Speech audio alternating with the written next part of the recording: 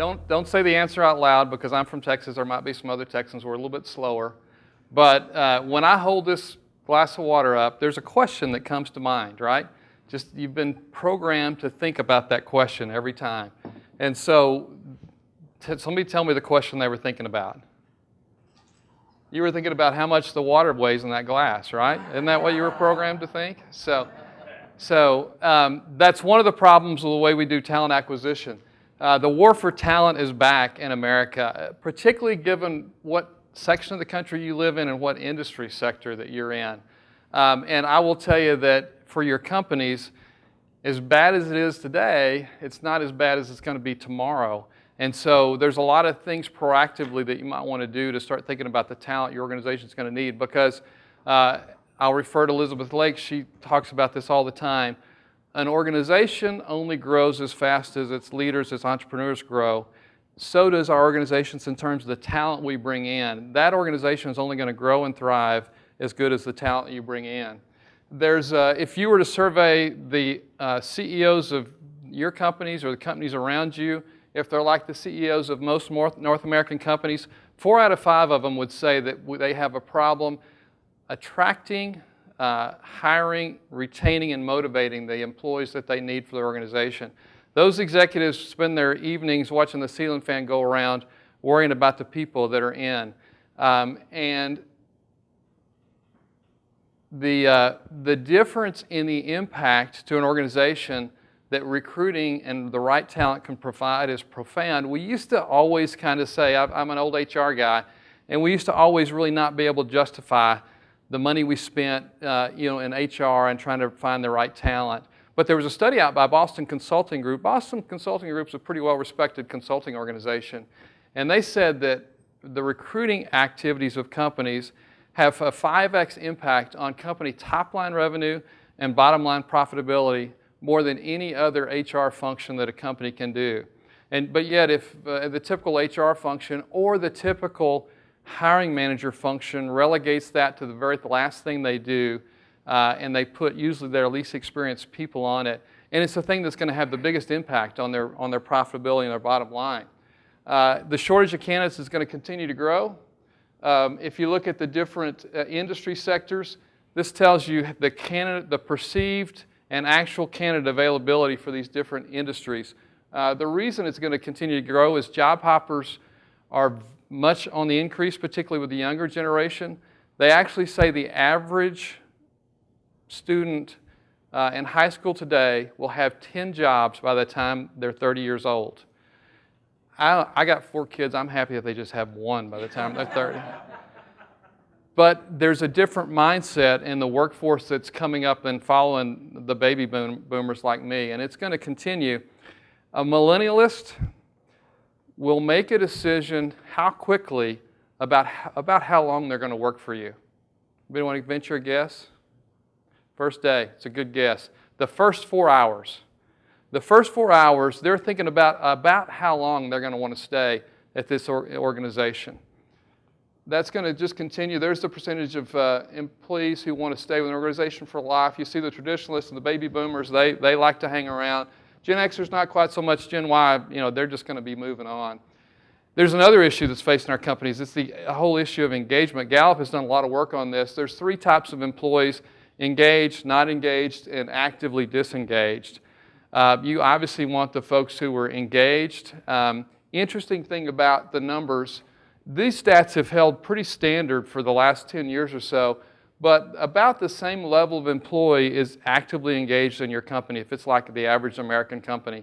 The level of disengagement is bumping up a little bit, but what's really scary about this is there's some productivity standard assessments that have been done and some profitability studies.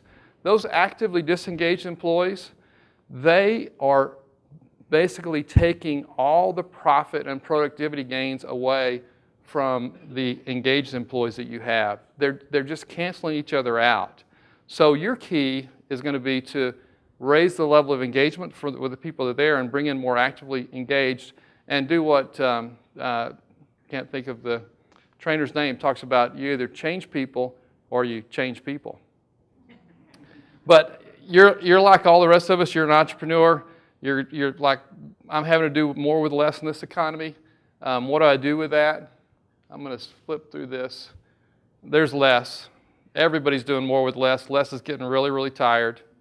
But what I will tell you is, as you look through these stats, the important thing about these stats is, stats are somebody else's problem, right? But it becomes my problem when I can't hire the engaged employee that I need.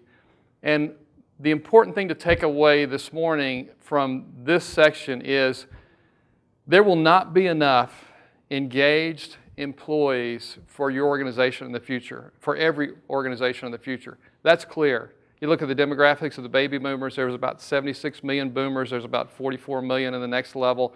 The boomers like me, we're going to eventually retire or die. We're not going to be at our desk forever. And so your ability to grow your organization is going to be directly tied to your ability to out-recruit your competitors. It's that simple. There's a great t-shirt I saw in Colorado that illustrates this perfectly. They're obviously hikers, they got full backpack gear, and they're obviously scrambling up the side of a mountain at a pretty fast clip. And behind them, or below them, is a black bear chasing them up the mountain. And the caption says, "Second place never felt so good."